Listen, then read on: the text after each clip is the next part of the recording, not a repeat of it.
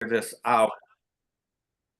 All right, I want to let everyone know that I will be teaching plein air in the park again this summer for the summer term.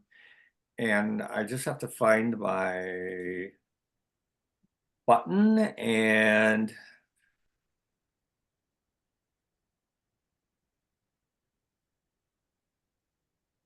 here we go. I did have it up there, but so we all know who's the best tree painter out there, right?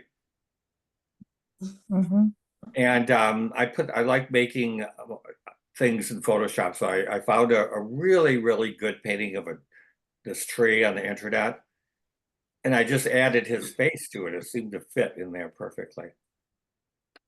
You're supposed to find it funny, but okay.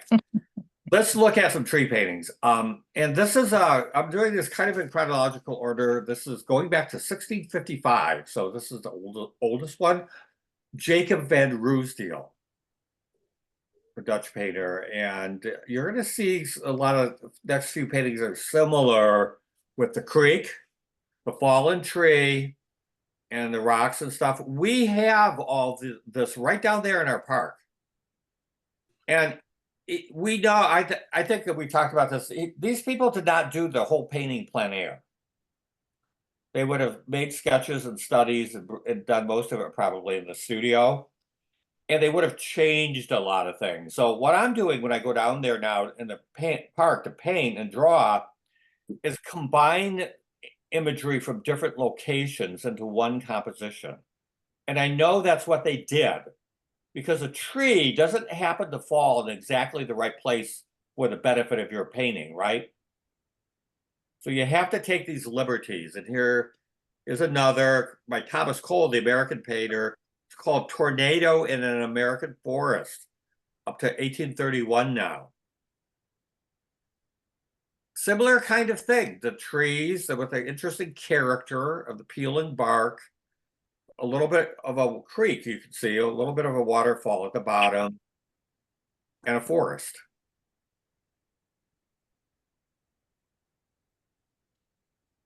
Here's one by the French painter Horace Vernet called Hunting in the Pontine Marshes. Beautiful painting, beautiful, almost abstract composition, very lush, rich. You can kind of see the guys down there in the boat with their dog, hunting with a gun, but you know, he's not focusing on details of the gun and everything. It's about the extraordinary forest surrounding them. And I did not know this. I had to look it up. Anyone happen to know where the Pontine Marshes are? They're in Italy. To keep that in mind in case you're ever on that TV show where you have to like Trivial Pursuit. Okay, here's Ashen Durand, the American painter, Forest in the Morning Light from 1855. So here's who asked about green moss? Somebody did. I was asking about Spanish moss. Oh, Spanish. Okay. Yeah. Right, but I'll take this too. I'm Yeah. interested in moss of all kinds. Yeah, it's just emerald like. It's so intense, the beauty of the color. And you know, if Beautiful. you go into the forest to paint, there's bugs, there's mosquitoes, there's just all kinds of stuff that you have to deal with. So again, they would not have painted the whole thing out there.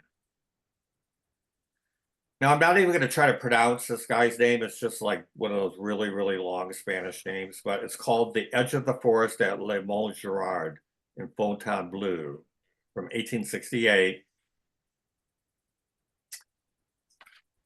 I put this in because I like the drama of that blue sky, light blue sky on the left.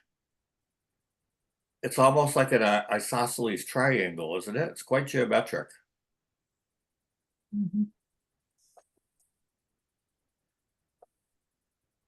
So getting back to him, well, here's another French guy, Jules Dupré, The Old Oak from 1870. Just capturing the pastoral feeling of the country landscape. Little hint of a figure. You just have to suggest the figure. But what the main thing about the trees in these, I really want to talk about, I'm going to do a thing on trees on Thursday for you guys. I'll send you the article tonight, later tonight, so check your email. But the trees, we want our trees to have character. We don't want them to be generic. And most of these you'll see, they do have a lot of character. Now, this is that great Hudson River School painter, Bierstadt, Albert Bierstadt, but he did this out in California. It's Mount Corcoran. So this was 1870s. So he had to take a train out to California to paint this. He's from New York. And if you're dirty, you don't want to forget your paintbrushes or anything because I never hear anybody laughing at my jokes anymore. We're smiling largely.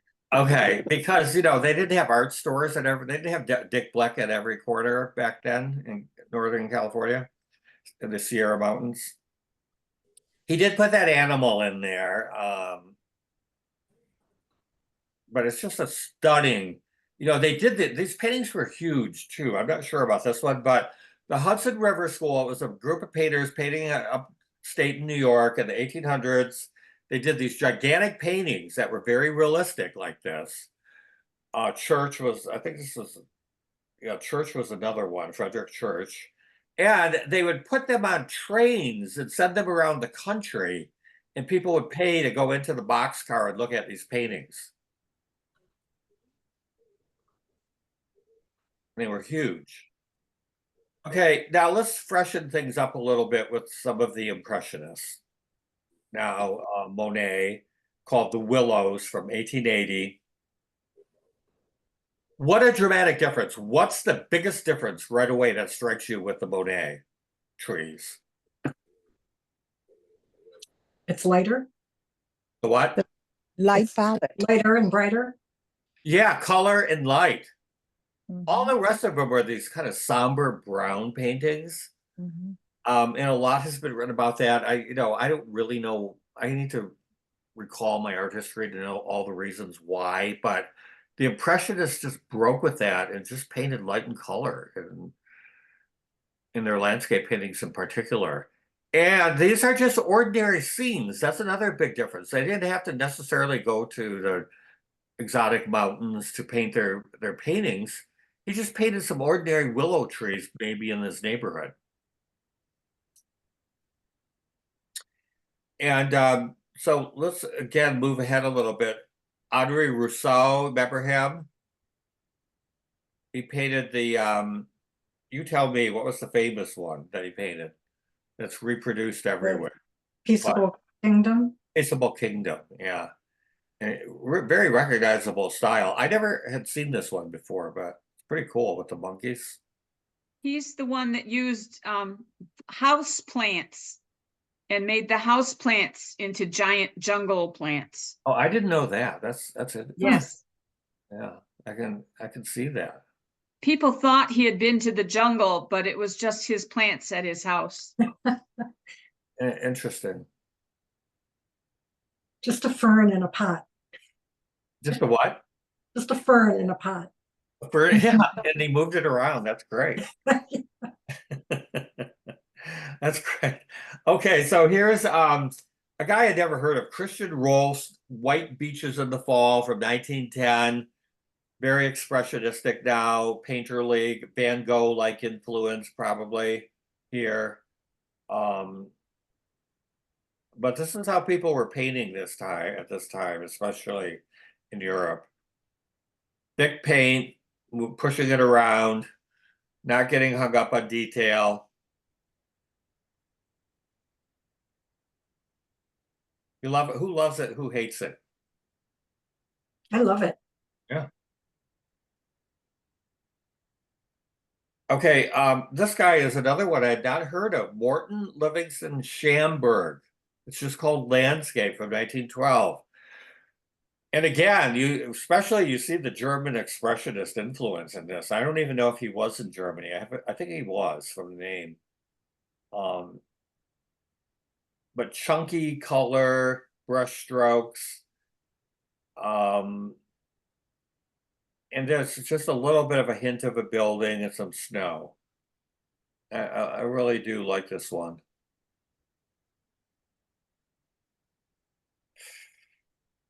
Okay, this woman I did not know anything about, Margaret Patterson, called Windblown Trees from 1920. I think this is actually a lithograph, I'm not sure, but nice, airy, fresh feel. Mhm. Trees bending in the wind and the ripples. So many ways you can paint water and ripples in water, and this one I think works very well. This is almost like a scenery up north. This is very airy like that. Yeah, and what Mhm. looks like sandbars maybe going out into the water. Hmm. I think this might be a woodblock print, actually. I'm not sure. But I love discovering these new artists that I had never, I just didn't know about when I do the research for this. Okay, here is Alex Katz, the famous New York painter.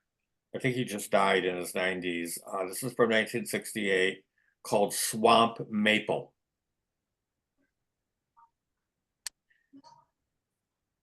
Edited. Now, this is what I'm trying to do. I'm trying to just go out there and find something that I think I would like to work with and edit out everything else.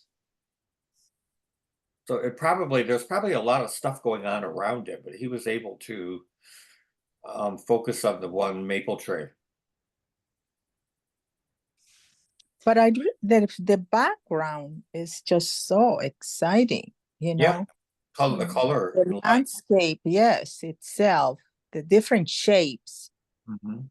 more so than the tree itself, which Yeah, is you're right, Raina, and you can feel the space and air of the painting. We talked about this recently with one of my classes. The air, a suggestion, a feeling of the air being palpable in the painting.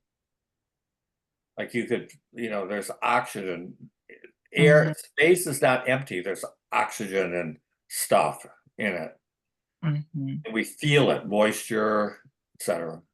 But Yeah, I the find, background is so beautiful. The tree almost looks out of place. Oh, well. I think the kind of a background way. too is kind of abstracted. I mean, if you look at the reflection from the darker hill, it's a white reflection. Mhm. And the sky is kind of almost abstract colors. Yeah, yeah. Yeah, he's taking a lot of liberty with what he sees, okay? And that's what artists do. Yeah. Now this has fooled me for a while. I thought it was a photograph. And then I thought, well, it's just a very photorealistic painting. And then I finally figured out that it is a photograph of a sculpture of a tree, a metal sculpture of a tree. Hmm. This artist Wow. is named Roxy Payne. I'm assuming it's a woman. And the painting is called Graft from 2008. She did a lot of these, I discovered in doing the research. And they're pretty cool. At least you don't have to rake up any leaves from it. Mhm. I know some, I think it was stainless steel, this one. There were different types of metal used, but it's, Wow, the tree must be huge. yeah, it's a big life-size tree, yeah. Jeez. Okay. Now let's go back, jump back again to 1801, John Constable, the great English landscape painter. It's called The Great Oak Tree. It's a drawing, pen and ink drawing with some wash, sepia. It's beautiful rendering, guys. Isn't it? Yeah. Just get lost in it.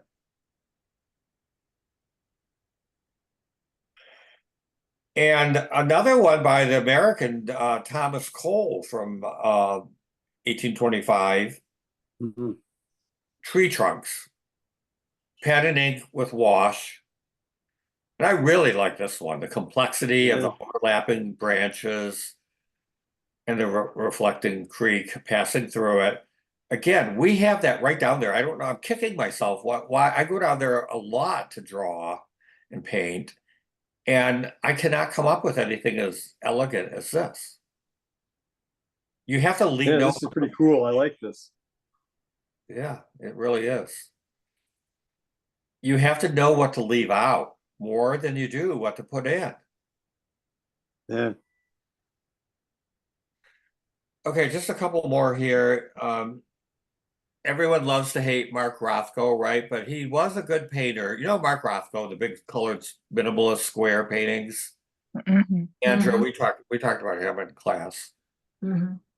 Well, he did paint before that, and this one was from 1933, watercolor, and it really had it has a Cezanne feeling. Everyone, especially at this time, was really looking at Cezanne.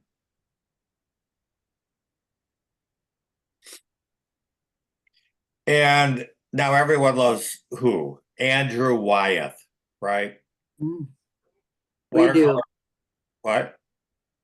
We do like him. Yeah. Well, we were not supposed to like him in art school, but we're cutting him some slack now. It's beautiful, really. It's watercolor and gouache, a different view of the tree. The tree, it's looking up at the tree. From about 1940, the oak, it's called. Hmm. And one thing I'll point out is that the tree trunk, the major tree trunk, leans to the left as it goes up. So he counters that movement with the skinnier trees in front. They lean to the right. So he's thinking about design, not just subject matter and technique. Now this guy, I love this little ink wash drawing by Donald Greason. I've never heard of him. It's called Trees Picnic Table Trash Can from 1959. And I love it because it's so beautiful in its simplicity and elegance, but I also love it because right down where I live, there's a little park on the creek, very tiny park that it looks exactly like that. The picnic table, the leaning over trash can, and some trees right by the water. And I go just walk out there a lot.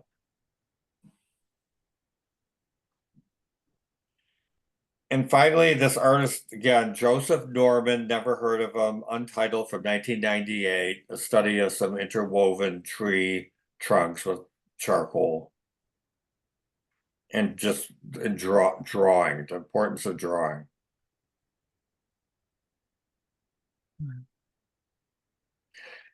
Okay, that's all, folks. I saved the best one for last, always, the best tree painting. Mhm. Thanks, Charles. Thank you. Thank you, Thank you. Thank you. Look for my article tonight. If you come to Art Night In and you're not getting my articles, let me know. They're not free. You have to be involved in Paint Creek. They don't cost anything, but you have to, be part of our group to get my articles, which I prepare pretty carefully. So if you're here, I'll try to, if you're not getting them, let me know, all right? It'll be about trees. Okay, I'm done. So anyone else want to say or do anything? Charles, I was just curious about that painting over your shoulder that we can see a small part of. Well, it's the other one that, I don't know. It's not, I'm going to be